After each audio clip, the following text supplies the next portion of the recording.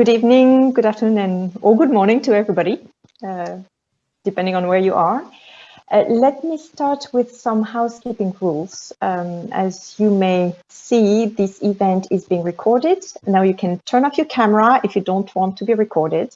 And the webinar will be published on our YouTube channel. So you'll find the address in the chat box of this Zoom meeting room. I also kindly ask you to mute yourself during this webinar when you're not speaking, as we're starting the official part of the webinar.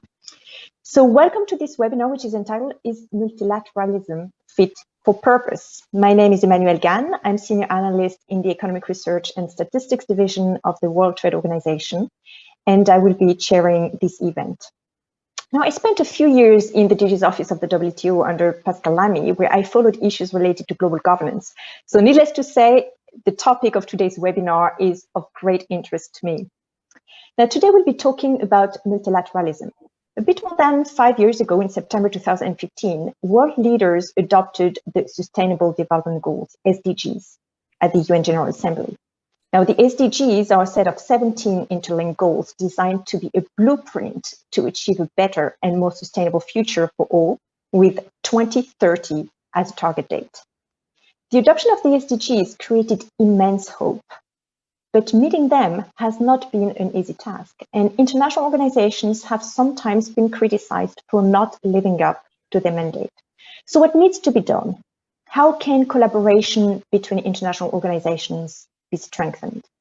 This is what today's webinar will explore, with a particular focus on the ILO, the International Labour Organization, and the IMF, the International Monetary Fund, and the interplay between labor standards and issues and monetary, financial, and economic issues. Today's event is organized by the Geneva Macrolabs, and maybe let me start with a few words on the Geneva Macrolabs for those who don't know the Geneva Macrolabs yet. So the Geneva Macrolabs are a think tank and do tank based in Geneva, Switzerland, that combines research with a multi-stakeholder exchange platform. Our mission is to leverage the exceptional institutional, financial, and human capital that we have in Geneva, but that exists also beyond Geneva. So we bring leading minds together for the public and the private sector, as well as from civil society, for example, through our online talks to help achieve the SDGs. We co-develop solutions, publish paper, we address policy issues, and we started a discussion paper series. We host conversations in the form of events, conferences, webinars, such as this one, and afterward gatherings, workshops. And we also just started an initiative called Impact Labs to bring thought leaders together from different sectors to collectively develop projects on how to use innovation, impact design, new technology to make our future more sustainable for all. So the Impact Labs are piloting a new impacting process. And if you want to learn more about it and are interested to join our endeavors, please reach out to us. Now, let me introduce our speakers. We have two outstanding panelists with us today. First, Desirée LeClercq, who is Assistant Professor of Comparative and International Labor Law at Cornell University. Before joining Cornell, she was the Director for Labor Affairs at the Executive Office of the President's Office of the U.S. Trade Representative, so USTR, where she negotiated and enforced labor right commitments in U.S. trade instruments. Before joining USTR in 2016, she worked as legal officer for the ILO in Geneva, Switzerland, in the Standards Department. So Desirée is familiar both with the work of international organizations, and in particular with the ILO, and with national policymaking. Now, for those not familiar with the ILO, let me just say a few words. It's a UN agency based in Geneva whose mandate is to advance social and economic justice through setting international labor standards. And ILO standards are aimed at ensuring accessible, productive, and sustainable work worldwide in conditions of freedom, equity, security, and dignity. And they are set forth in some 189 conventions and treaties. Now, what is interesting is that within the UN system, the ILO has a unique tripartite governance structure. All standards, policies, and programs require discussion and approval from the representatives of governments, but also employers and workers. Our second panelist is Prakash Lumgany, who is Assistant Director at the IMF's International Evaluation Office, and he has worked for 20 years at the IMF, dividing his time there between the research department and the public relations department. He's the co-author of a book called Confronting Inequality, How Societies Can Choose Inclusive Growth, which was published last year by the Columbia University Press. Now, something, a few words on the IMF. It's an international organization that is headquartered in Washington, D.C., and that works to foster global monetary cooperation, secure financial stability and economic growth. And so it plays a central role in the management of balance of payments difficulties and international financial crises. Now, our two speakers will talk for about 10 minutes each to share with us their insight, and afterwards we'll have a Q&A session for about 30 minutes.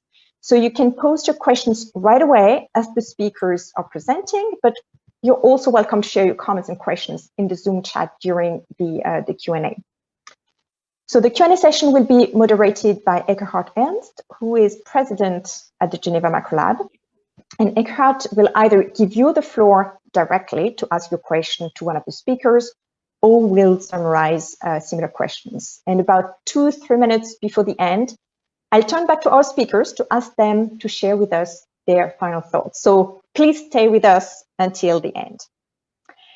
Now, our aim with these webinars is to inspire you, to have an interactive exchange with you. And of course, it would be a pleasure to welcome those of you who are joining us for the first time today as new members of our community. But now, without further ado, let's start our discussion. And let me first turn to Prakash. Now, Prakash, in your various positions, you've interacted with the World Bank, but also with the ILO. So can you share with us your experience of multilateral organizations working together? What have you seen? What can we do better? You have the floor.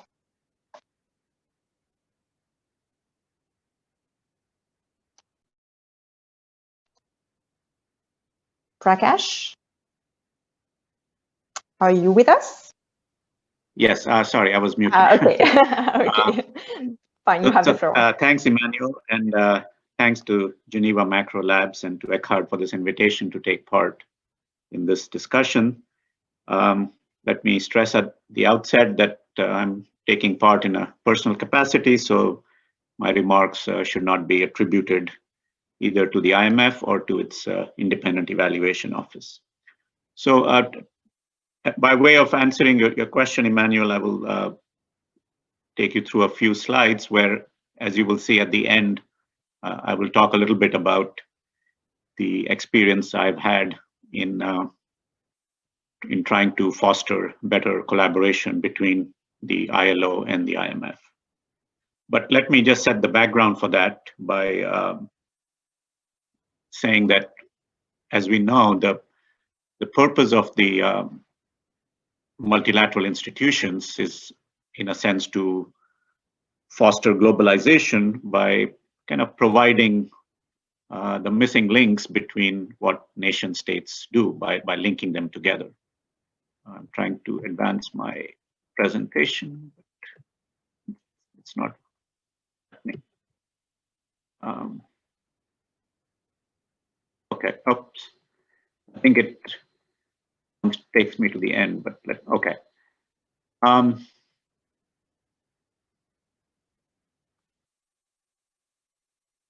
think, okay, here we go. So I think the role of the multilateral organizations is to sort of provide the global governance that is missing in a world of nation states. And I think there is a sort of sense among many people that the kind of globalization that the multilateral organizations have ended up fostering has been one in which the IMF and the World Bank, the so-called Bretton Woods institutions or the Bretton Woods sisters, that they have played a sort of dominant role in the kind of globalization with which we have ended up. So here's a quote from a very prominent civil society organization called the Bretton Woods Project. And I think this is a very nice article that talks about the role that the bank, the World Bank and the IMF have played in terms of sort of setting the norms, being influencers, and through the role of powerful shareholders at these two institutions, there is a sense that the kind of globalization that has emerged is what Danny Roderick has called hyper-globalization. Could we go to the next slide? I think I'm having some issues here. Yeah. So, prominent people in civil society as well as prominent academics like Danny Roderick have argued that we've ended up with a globalization where the gains from trade, and particularly the gains from financial globalization, have not really been equally shared across countries. And even within countries, the gains have gone to a select number of people rather than being very broadly shared. And in fact, he would argue that some segments of society within countries have actually lost out in an absolute sense from globalization. So you think of the kind of the Rust Belt in the United States, the effects that they have had to go through as a result of globalization. So, and what Roderick would say is that the IMF and the World Bank have played a sort of big role in getting us to this hyper-globalization phase. Now, in a sense, the point of my presentation is that COVID has disrupted globalization, and we are now going to be in the process over the next few years of putting globalization back together. And this is an opportunity to think about what kind of globalization do we put back? Do we just go back to what we had before? Or as Roderick is suggesting, could we have an alternative globalization where agencies like the World Health Organization would play a dominant role, where the ILO would be dominant in influencing the kind of social and labor rights we want in countries, where institutions like the UNCTAD would be able to make a powerful case for the less developed countries. So I think that a part of the globalization, this alternate globalization, would be that the Bretton Woods institutions, the bank and the fund, would have to find ways of, as I put it here, playing nicer with the other multilateral organizations, that they would have to find ways to collaborate better. And so that is the context in which let me describe the work that I did in trying to bring about better collaboration between the ILO and the IMF. If you could go to the next slide, please. So in 2010, there was a historic conference in Oslo where the ILO and the IMF sort of agreed that they would cooperate in the three areas that are listed in the middle of the slide: on minimum social protection, on policies that are more employment friendly, and on social dialogue. And the IMF set up a group called Jobs and Growth, for which I was the co-chair for 4 years. And we were trying to foster sort of kinder, gentler IMF advice on labor market issues. The next slide, please. So did we really succeed in this ambitious goal of making advice kinder and gentler? I mean, I cannot offer a full assessment in the course of a few minutes, but what we did is that with a colleague, Roma Duval, who some of you would know, we carried out a study of how IMF advice had changed, if anything, over the period 2005 to 2006, looking at 30 emerging and frontier economies. And I won't go through the details, these slides will be made available to you later, but I think it would be fair to say that the kind of advice was what people may say was kind of old fund, in the sense that it said that employment protection legislation was a little too generous. It asked for scaling back the minimum wage or scaling back the rate of increase. It asked for reducing the extent of centralization in collective bargaining. It did ask for more generous unemployment insurance benefits or for setting up such a system. And in fairness, we also found that when you look at the last few years to 2015, 2016, you see that the IMF staff were trying to balance equity and efficiency considerations much more in their advice. So I would say that there was some indication that the IMF was moving in the direction that the group was trying to foster. So this is a very quick overview of some of the ways in which the IMF has tried to play nice, in this case with the ILO, over the last few years. Let me conclude by saying that, next slide, please, that it's important not just for the IMF to find ways to foster a more productive collaboration with the other multilateral organizations. I think it's equally important for the two Bretton Woods sisters, the IMF and the World Bank, to get along better with each other. And they have been trying very hard over the since their existence. In fact, as I say here, there have been 25 agreements to kind of bring this about.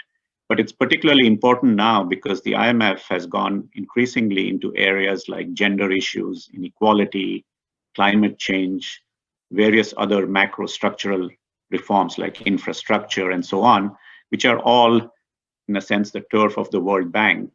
And there is a question about whether the IMF is in fact collaborating with its sister organization across the street when we return to a real world in making the best of World Bank existing expertise on this issue.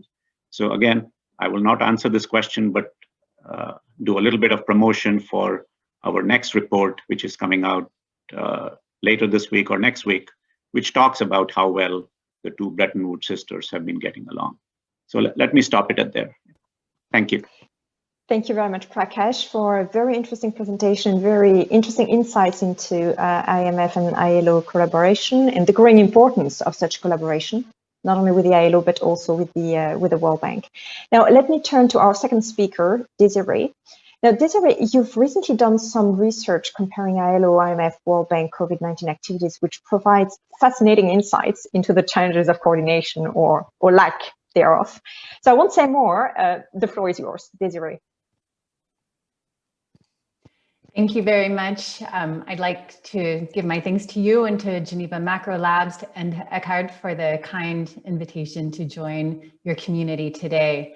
Now, as mentioned, I have recently been studying the coordination across not only the ILO and the IMF, but the World Bank as well, within this context of looking at international organizations' governance. Traditionally, those interested in international organizations examine their activities through what is called a functionalist lens. Now, a functionalist lens takes a top-down approach. It examines the activities of organizations as authorized in order to carry out their mandate. More recently, those of us tracking international organization activities have noted that their activities seem to be broadening beyond their explicit mandates. Now, there's something called the implied powers doctrine, which essentially authorizes international organizations to begin to take attenuated steps outside of their exact mandates, so long as those activities are relevant to achieving their broader objectives. As mentioned, the social development goals, the SDGs, are cross-cutting. So one can imagine that in pursuing the SDGs, international organizations are by definition going to begin to cut across one another's activities. Some of us have been watching this somewhat with alarm, particularly in areas where the international financial institutions, such as the World Bank and the IMF, are increasingly broadening their scope and their activities that encroach upon the UN's rights-based organizations, in this case, the ILO. To appreciate the implications of that overlap, though, we have to kind of review the various mandates as was explained in the introduction. So once again, the ILO's mandate is to ensure decent work, and it ensures decent work through operating in tripartism, thus with the participation of governments, workers, and employers. It often encourages greater public spending to ensure social safety nets and equitable labor and employment policies. The World Bank and the IMF, by contrast, lead the UN's efforts to promote economic order As opposed to the ILO, the World Bank and the IMF frequently subscribe to more neoliberal policies that prioritize government austerity. It's therefore a rollback of public spending rather than an increase in public spending. As one could imagine, the ILO's activities could conflict with the IMF and the World Bank activities, particularly if they focus on the same labor and economic policies. So I wanted to test that hypothesis and in particular, evaluate its implications. COVID has provided a unique opportunity to do that because it's a multidimensional pandemic. It cuts across labor, it cuts across employment, it cuts across all of these activities, and recovery efforts necessarily have to implicate both labor and economic policies. Yeah. Desirée, do you want me to operate your slides? You can switch to the next one. I'm still on the first one, but going to the second one. So I carried out this project looking at the COVID recovery activities of the ILO, the World Bank, and the IMF. They keep, dedicated databases on all of them.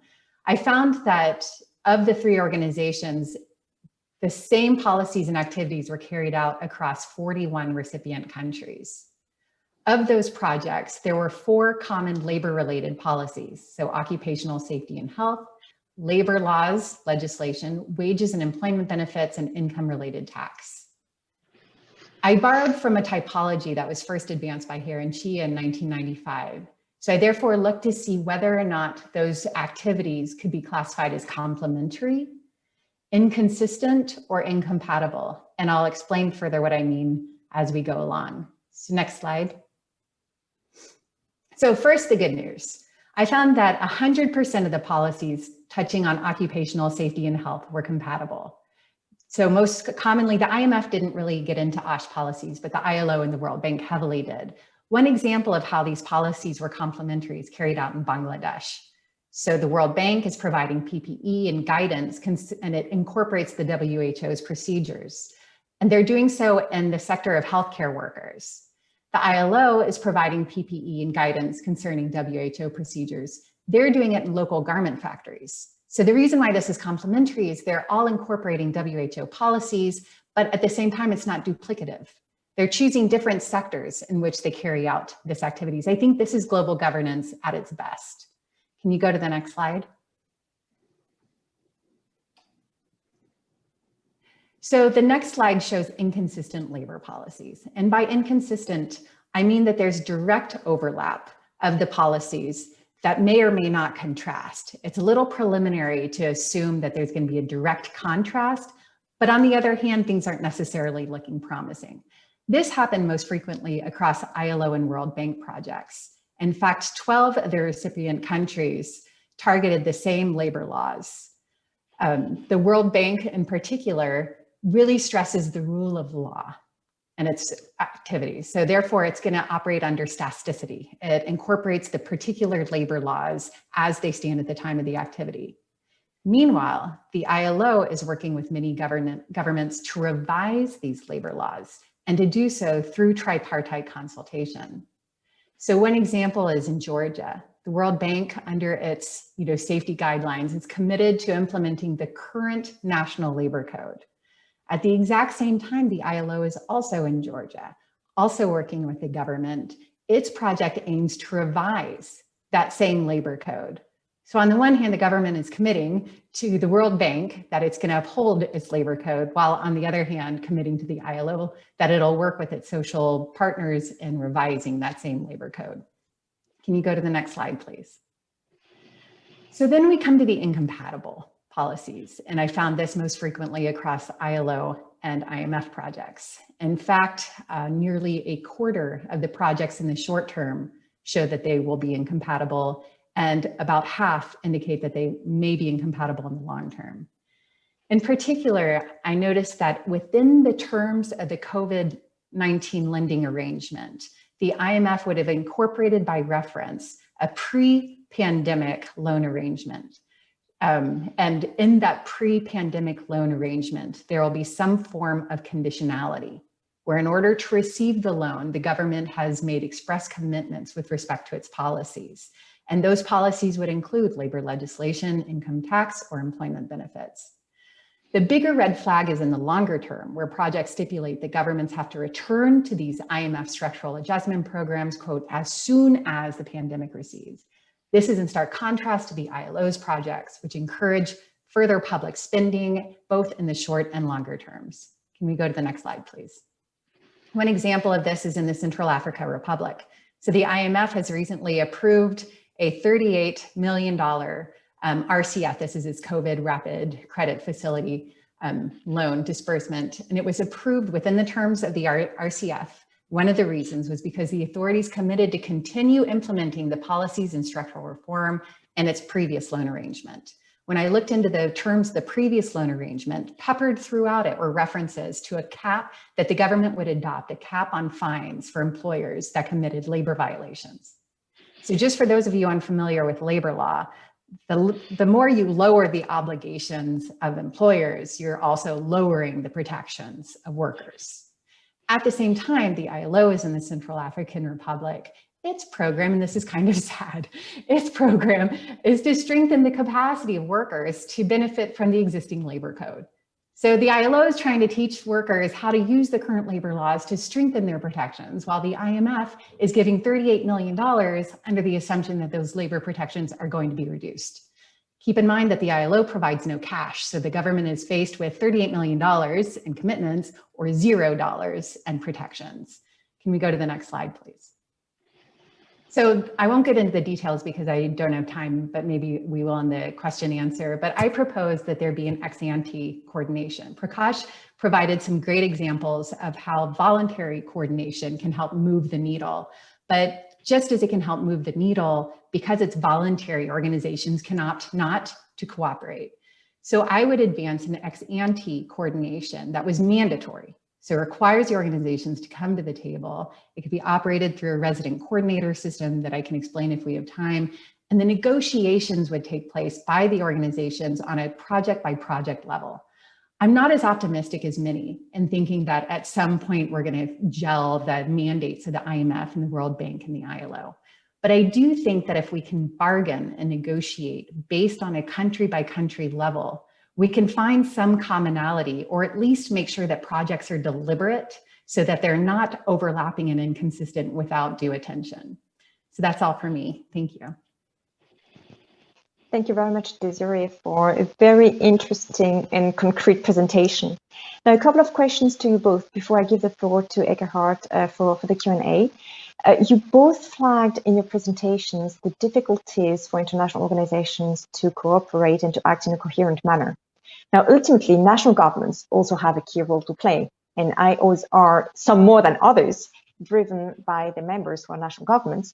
So my question to you is, what do you think national governments could do to foster and improve multilateral cooperation? And if I could maybe start with you, Desirée, and then I will give the floor to Prakash. Sure, thank you. And I think that's an excellent question. I started off by saying that international organizations are usually viewed from a top down. And I think not enough attention is being placed on the bottom up.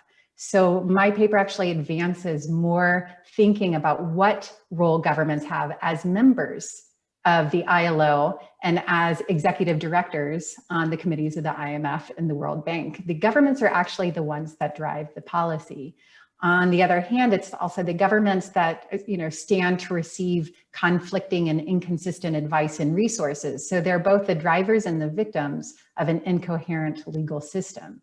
So I think we all need to rethink our approach here. Rather than continue top down, we need to start generating kind of more momentum amongst governments to have this top up change.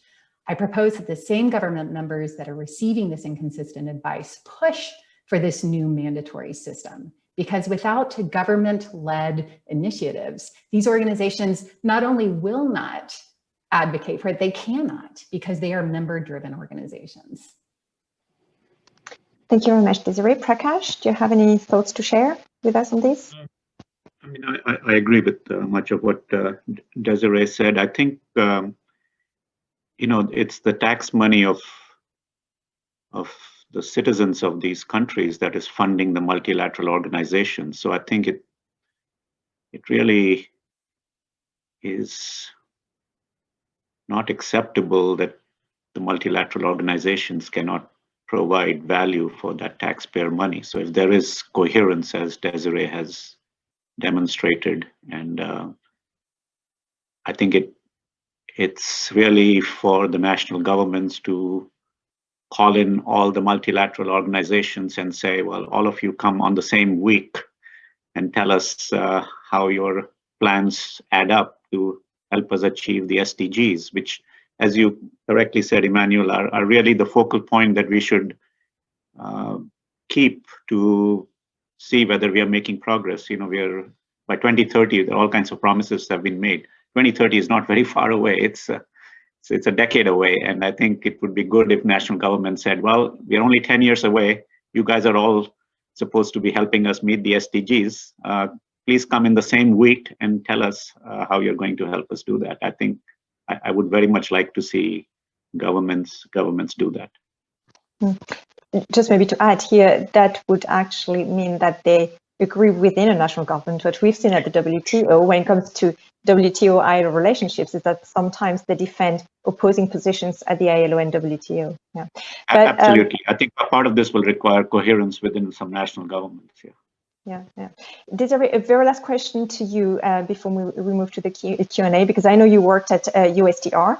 Now, Joe Biden's victory was greeted as a game changer for multilateralism, among other things, by a number of diplomats in Geneva. Now, if you had one advice to give to the new US president to make multilateral cooperation work better, what would it be? Thanks for that question. And you know, the United States is riddled with problems based on the Trump administration. So you say one word of advice, but I'm going to have two prongs to my advice.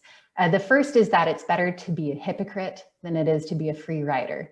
What I mean by that is within especially the UN and the ILO system, the US is often criticized for not ratifying conventions, notwithstanding its active participation in the development of standards. What I think is underappreciated is the fact that the United States, by constitutional requirements, it's also almost impossible to ratify conventions. Nevertheless, you know, the Trump administration pulled the United States out of the negotiations of standards. I think the US should remain an active player and not just benefit from global governance, because the US role as negotiator gives a clear sign to governments and helps the United States tweak its own national laws. The second word of advice is that it's better to negotiate and leave. It's better to negotiate and lose than tantrum and win. And what I mean is with respect to like the WTO and the WHO, as mentioned, there's something to be said about the process of dialogue and negotiation. Even if we don't get our way, we'll be able to move the needle somewhere to more middle ground, which is far better than just completely abandoning the system altogether. So that's my advice. Thank you. Prakash, do you want to add anything, or should we move to the Q&A? Now let's move to the Q&A. I see lots of questions in the chat, so let's leave time for the audience. Good. So let me now pass the floor to Ekkehard, who will moderate the Q&A. Ekkehard. Yeah, thank you very much, Emmanuelle, and thanks to both speakers, Desirée and Prakash. Excellent intro into the topic and excellent suggestions, actually, that you both put forward. So I see that you already have used our chat box quite intensively, which is really good. I will start pulling out some questions and give the floor to you. And I encourage you to continue debating or kind of indicating your interest to speak. Maybe, Anne, you want to ask your first question, because I think that kind of very nicely ties up with what Prakash was ending. If you want to unmute yourself and ask your question directly. Anne Treblikov.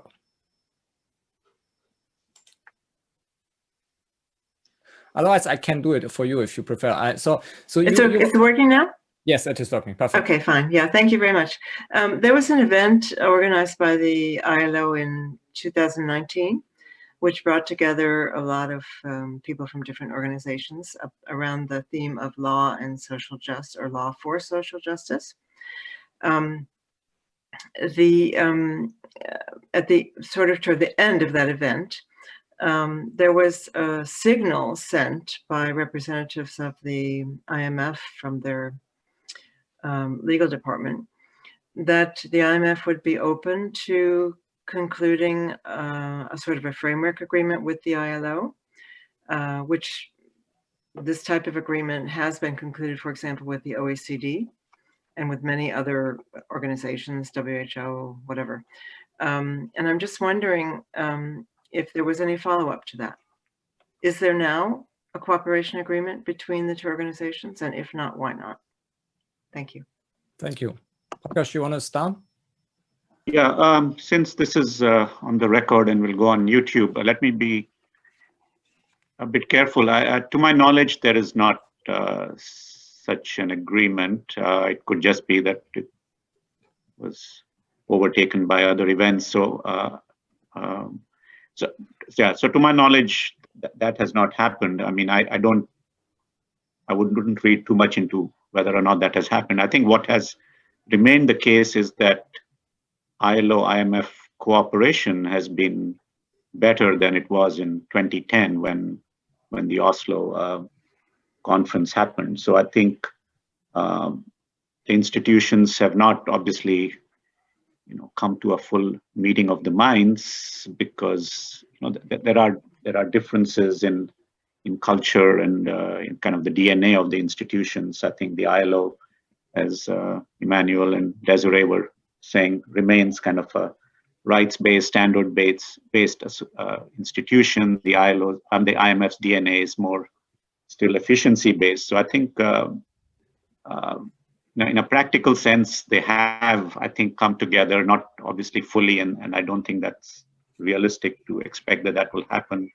The operational styles are different as well. But I think there has been, in a practical sense, a lot of collaboration. So for instance, that paper that I presented in my talk just now, I presented an early draft of it at the ILO in Geneva, which I don't think would have been something that the IMF would have done in 2010. And then when we launched the paper in DC, senior staff from the ILO, Sang Jun Lee, came and participated in our event. So I think, as far as I know, there is not a framework agreement. I'm not sure why not, but I wouldn't read too much into it. I think in a practical level, cooperation is better than it was in 2010. Thank you. If I could just get the totally skeptical view here, in the 1990s, the IMF managing director and the ILO director general kind of did a handshake agreement where the IMF agreed to endorse the ILO's fundamental rights. And since 1999, we know that the ILO's had observer status at the IMF World Bank Development Committees. We also know that in August 2016, the World Bank adopted its own, social framework that, makes reference, as I mentioned, under ESS2 to labor rights. And the end result is that we still have a lack of coordination. We still, to the extent coordination occurs notwithstanding these platforms, it's because the individuals that happen to be running a practice or happen to be doing an exercise know somebody at the organization and decide individually to make those efforts. So I have not seen this framework, but I can imagine it's, stresses the voluntary nature of this coordination. Unless and until something is institutionalized and mandatory, what we have are competing mandates. We keep trying to come up with ways to find that middle ground.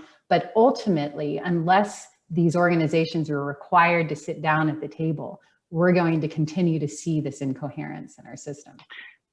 I think I wouldn't downplay the importance of kind of a bottom-up relationship building approach. I agree that you need signals from the top that says this, we value this cooperation and bring it about. But I think those attempts, as your example itself demonstrates, can fade away. The managing director moves on and that initiative falls.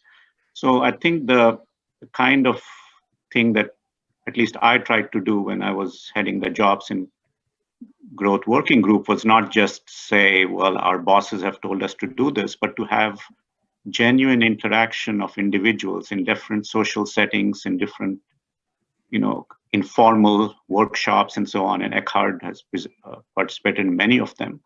And I think those relationships have survived. You're right that cooperation happens somewhat idiosyncratically when individuals click.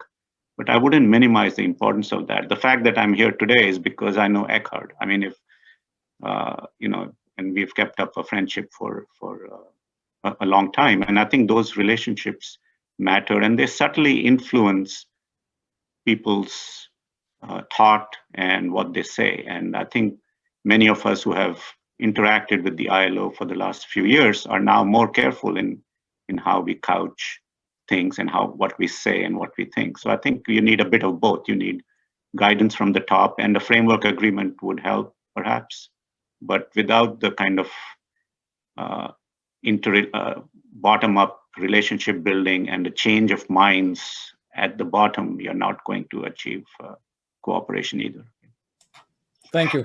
I think we have a couple of questions on the more the practicalities of how these organizations operate, and but I think that one question that Daniel actually had would intrigue me also to kind of pose. So Daniel, if you wanna start with this more like top level idea, and then we move towards more some practical considerations. Yes, thanks a lot, Ekkehard, and thanks a lot to our two presenters. My question was a little bit more futuristic, just looking at the existing organizations and the structure of the UN. I mean, all these organizations are creations, you know, ILO after the First World War, Bretton Woods during the Second World War. So it's basically the US and the UK. There was no European Union at the time. And we kind of still live in that structure, right? The IMF, we have always a French person heading the IMF, the World Bank is an American, and so on. But now we live in a completely different world. Isn't it possible that the multilateralism of the 21st century will be run by completely different organizations? I mean, is it likely that these organizations and this structure still is you know, will be still driving multilateralism, giving, you know, China, India, and, you know, other players that have more importance and will gain more importance politically and economically? Thanks. Desirée, you want to start? Sure. I mean, Daniel, I think that that's an excellent question. And when I share your question there, especially in view of the number of new organizations that are cropping up left and right, you know, it seems as though in one sense, governments remain members to the UN, but in the other sense, they're voting with their wallets. Essentially, they're creating new fora in which to hold these discussions, perhaps new fora that might be more sympathetic to their views. And so will these competing paradigms create efficiency? If we're going to think about it in economic term, you know, is it going to generate competition and really give the UN a competitor in which to incentivize new methodologies? Will it replace the UN system where, you know, the bureaucracy and the slowness and the fractured nature of the UN finally gives way to a more robust system? Your guess is as good as mine, but I think that one thing we can all agree on is that the status quo is probably not going to stick around, particularly when things like COVID happen. There's a global pandemic. Everyone looks to UN governance, and at this time, UN governance can't get it together. This is a significant time for the UN system, and I think that it had better get its act together pretty soon. Thank you. Prakash? Yeah, I think it's really an excellent question. My own view, which has been formed a little bit by the work of you know, Eileen Grable at the University of Colorado. She has this book called When Things Don't Fall Apart, which is about global financial governance when you have kind of lots of agencies, and as Daniel was mentioning, lots of new players coming onto the scene. So my own view, shaped quite a bit by her writings, is that that this is actually sort of healthy competition. As Desirée says, I mean, not all of these agencies will or need to survive. I mean, it's not as though you need them, all of them necessarily in this form in the long run, but the fact that so many new development banks and infrastructure organizations have cropped up, official, is in her, Eileen's view, quite healthy. And it does reflect the fact that the older multilateral organizations have not been able to share power quickly enough with some of the emerging powers, I think. And if it pushes in that direction further, I think that would be a good thing as well. And I think that what Grable argues, at least, is that it seems like we're getting a very messy, complicated situation, but she says that it's actually a situation of productive incoherence, in the sense that we are, through competition, through innovation, through different ideas percolating through the multilateral organization systems, getting to best practice over time. And if the older multilateral organizations don't adapt, they will lose influence, and that's something they would deserve if they don't adapt. So I'm sort of optimistic that despite what appears to be a very messy situations with lots of new actors, that 5, 10, 15 years down the line, that there will be coherence rather than continued incoherence. Thank you, Prakash. I think Frédéric had some point on, especially on the working on the ground of some of these multilateral organizations. Frédéric, if you want to take the floor and ask your question. Yes, just shortly. Maybe not a question, but an experience from both the third level and headquarters. 2014, 2017, I served as a co-chair of the reference group on common services. And it was a project at UNDG level, including most of the UN agencies, not IMF and the World Bank, not the Bretton Woods organization. What I have seen, the voluntary basis to enter into common scheme was key. But there was also an external factor that drove, the process was, and when at the beginning, there were literally fights between the various players. Everyone was afraid that UNDP would take over because it was a big player already within the resident coordinator system. And the small players were really afraid. But really what drove us to work together at the field level and at headquarters level was reduced resources. And I think at a time with COVID, we can't put our resources, in all these fights, and the amount of resources for SDGs are still very limited. This pressure actually is pushing us to work better together. When it comes to the program side, the UNDAF is definitely, the platform that exists already, for almost 20 years at the country level between the authorities and the various UN agencies. These are this is the platform for the government to express its priorities and for UN players to pick and choose and to avoid overlap. So things are moving, maybe not to the speed that we would like to see things improving. IMF, I think, is a slightly different animal, but the World Bank, as far as I've seen it in Africa at least, is more and more working with UNICEF, UNAPS, UNDP and the like, WHO as well. And we see much progress. Still, a lot needs to be done. Thank you. Any reaction from you, Prakash or Desirée? It's funny, Frédéric, I'd seen your comments, and my first thought in reading it is, this guy's been on the ground. He's sharing many of the same observations that I had myself. I completely agree with you. As far as resources, there's an interesting point I wanted to raise that actually ILO DG Guy Ryder made during a webinar I had with him, where we were discussing this exact same tension between projects, and he expressed his own frustrations. He said, as referring to resources, governments are receiving these contradictory commitments or advice. Who are they going to listen to? Are they going to listen to the IMF and World Bank that can provide these concrete resources, or are they going to listen to the ILO? We're there to provide technical advice and, sit down social dialogue. We don't have a dollar bill assigned to us. So a government, when placed in these positions, they're going to go with the resources, and the resources are not equal when it comes to what we can provide to governments. With reference to, the existing framework, I agree with you, there is an existing framework. So that's why it will not be too difficult to tweak it. The issue is nobody's thinking in line of making these things, required. So just for example, in my analysis of the COVID-19 recovery activities, the ILO in almost all of its projects makes reference to the UN country teams. and to the resident coordinator and to use of these platforms. Guess how many, so and the World Bank and the IMF made constant references to one another.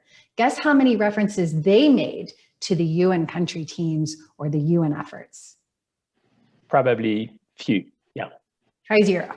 Yeah. So here we have this wonderful framework and we have a seat at the table, and there have been invitations extended, and it's COVID and we have to have global governance, and the World Bank and IMF are talking to one another, and that's all we see right now. Prakash, any reaction to that? Yeah, no, I think, as I said, I mean, it is important for the Bretton Woods institutions to be interacting with the rest of the UN system, whereas Frederick was saying there is already good cooperation in many cases and already a framework. So I very much agree. And, you know, the IMF does have a UN office that does try to educate the rest of IMF staff about what already exists in the UN system and how to plug yourself into that. But I think it's an ongoing process for the fund IMF to be, you know, always reminding itself that there are players with existing frameworks and existing models already out there. And I think there's a bit of a culture of self-reliance at the IMF that it goes in by itself. And I think that's something that has been recognized by the Independent Evaluation Office in many of its reports. And I think it would be good if we started to play nice, which was the theme of my talk. Yeah. Thank you. I think, Gabor, you had a point when it comes to resources. I think that was actually an interesting point, if you want to raise it as well. Gabor, can you hear me? Yes. Yeah, if you want to raise your point, I think on resources, especially when it comes to companies and how they influence. Well, my question was about corruption. Is that the one you mean? Yeah, but I mean, it's related. Yes, well, corruption is probably one of the major impediments standing in the way of all SDG goals. And the 2030 goals are only a stepping stones towards a more comprehensive set of goals that have to be reached by 2050. I'm giving you an example of what levels of corruption we're talking about. I mean, in the healthcare industry alone, we're talking about nearly $1 trillion of money lost to corruption every year. So with the countries and companies competing in an asymmetric world, what steps should we take in order to address the issue of corruption? And, you know, the objective is to have a fair world and a better wealth distribution. So this is a major issue, and I feel that it's so complicated that it's conveniently overlooked. Yeah, thank you. I think I would add that, I mean, somehow there's a competition also between private resources and obviously public resources in terms of making these changes. So, I mean, I don't know, especially for Prakash, this might be actually a relevant point that I don't know how you address it at the IMF. I mean, that's, you know, it's been a constant in IMF deliberations since I've been there in the last 20 years. I mean, we've gone through many iterations of trying to figure out how we deal with the issue. And in fact, 2 years ago, adopted a new framework on how to tackle corruption and governance issues in IMF program and surveillance work. And in fact, that's going to come up for review next year. So some of the, for instance, things that Desirée was describing, I mean, without going into particular cases, the fact that there are these conditions in some of the loans that are going to these COVID affected countries are partly there because we were told in the past that, you know, your money is being stolen and you're not worrying enough about corruption. So in some cases, these are there as part of safeguards that were insisted upon by our shareholders and by people in civil society. So it's not an easy question on how you deal with it, but certainly it's been something that the IMF has tried to work on in the last couple of years, and we'll see how well it does. I think when we review the experience of COVID, that's where we will have a sense of whether or not the ability, the new efforts to try to tackle corruption have paid off or not yet. Yeah, thank you. Desirée, some thoughts on this? I just want to thank you for the question, because I was starting to feel like the most skeptical person on this forum, but I think that you've just at least matched me, except for the fact that there's a premise in your question that while public governance is corrupt, maybe private governance is not corrupt, and therefore, will it outcompete? I have yet to see a system that is not corrupt, be it public or private. So, to the extent that competition might improve or mitigate corruptness, I think first we have to establish that there is a model that can operate without corruption. And I just don't know if we're there yet. Thank you. One last question I can take, and which is going to Ayesha. Please, if you want to ask your question. Yeah. Thanks. It's really been fascinating. Thank you so much. I really like the explanation. In fact, for the first time, it made sense when you talked about the fact that because we have the SDGs and they are cross-cutting across different sectors, it's really leading to, different international organizations expanding their mandates.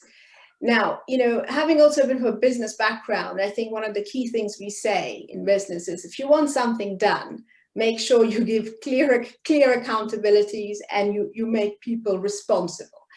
So I'm always thinking if we really want to achieve anything, we should be having the opposite trend, where we should be more sort of having different organizations, having clear responsibilities and focusing on some things, and then hopefully move together. And then just another thought on that was also saying, well, if that has to happen, what should be the role? Can it really be achieved? Should it be the member states that should be pushing for that? Because I think for me, that's always been something which is kind of lacking. And this is beyond, of course, the Bretton Woods and ILO. I'm talking more generally to the rest of the organizations as well. So what are your thoughts? I'd love to know. Thank you. Thank you. Thank you. Prakash, you want to start? I think, that is, in a sense, sort of a neat idea, and it would be great if it could work. But I think it doesn't work because the problems are interconnected. So the IMF gives advice on fiscal policies, but fiscal policy has impact on everything. It has impact on how women do in the labor force. It has impact on climate.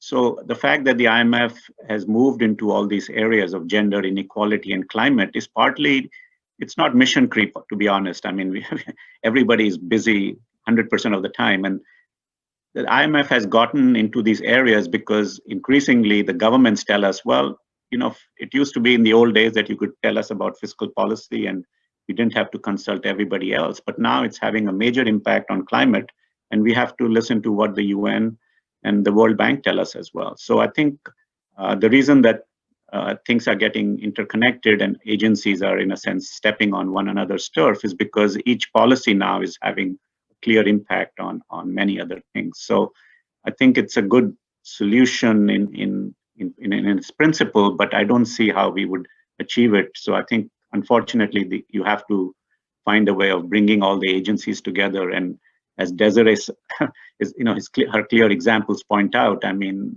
at some point, we are clearly at odds with one another in the advice we give, and that at least should not be happening. The country should at least have the benefit of, clear advice. If I may quickly say, there was a question from Chris Butler Stroud, and he sort of questioning a bit my productive incoherence idea, and I agree. I don't want to push it too far. And indeed, for issues like climate change, where we may have a huge problem and need for immediate action, we can't rely on productive incoherence. I mean, there are indeed issues where we may need to say, look, we need to move faster and solve problems. So, yeah.